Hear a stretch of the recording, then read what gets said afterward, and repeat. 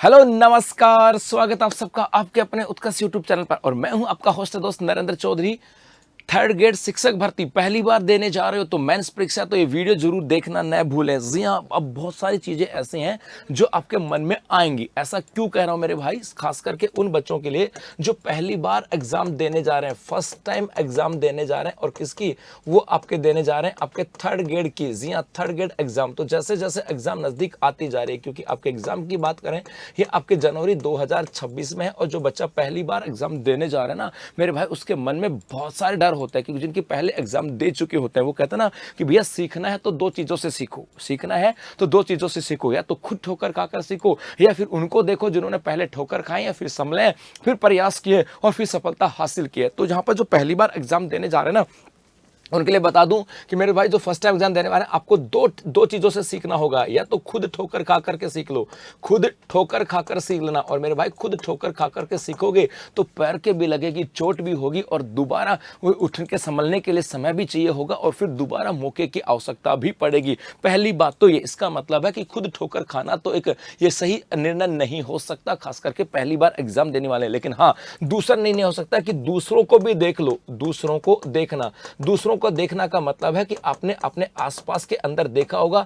वो बच्चे जिनका पहली बार जिनका सिलेक्शन हुआ है, उनको भी तो देखो, उनसे भी तो सीखो। उनसे ये मत सीखो कि उनका सिलेक्शन हो गया, उनसे ये सीखो कि मेरे भाई इस सिलेक्शन के लिए उनकी पूरी प्लानिंग क्या थी, उसकी पूरी प्लानिंग क्या थी। प्लानिंग का मतलब है कि भाई उन्होंने अपना सिलेबस जो है ना वो कब कंप्लीट कर लिया था। एग्जाम से 2 महीने पहले सिलेबस कंप्लीट किया था, या 3 महीने पहले सिलेबस कंप्लीट किया था, 4 महीने पहले सिलेबस कंप्लीट किया था। ये आपको उनसे सीखना होगा। उसके बाद आपको देखना होगा कि सर इस प्लानिंग के अंदर आ जाएगा कि भाई उन्होंने रिवीजन की बात करें, उन्होंने रिवीजन कितनी बार किया था। रिवीजन 1 बार, 2 बार, 3 बार, 4 बार, कि भाई उन्होंने कोर्स भी पूरा किया और कोर्स पर पूरा करने के बाद कितनी बार रिवीजन किया था। 1 बार, 2 बार, 3 बार, 4 बार, ये भी तो देखना होगा। उनकी मेहनत को सीखना होगा। उसके बाद देखना होगा कि भाई उन्होंने एमसीक्यू कितनी बार किया, क्योंकि एमसीक्यू जो है ना ये आपके रिवीजन भी कराता है और आपको टेस्ट सीरीज जैसे आभास भी कराता है। ये भी सीखना होगा। तो आपको यहाँ पे सीखना होगा उनसे टेस्ट सीरीज, क्योंकि आप किसी भी सिलेक्शन वाले से पूछोगे ना तो वो एक लाइन जरूर कहेगा सब टेस्ट सीरीज ली थी। क्योंकि ऐसा इसलिए कहते हैं कि भाई टेस्ट सीरीज हम मानते हैं, आपने देखा होगा एग्जाम से 1-2 महीने पहले आते हैं, कोई 3 महीने पहले ले आता है, कोई 4 महीने पहले। क्योंकि सिलेबस लगभग, कोई बच्चा ऐसा होता है जिनका सिलेबस 5 महीने पूरा हो गया,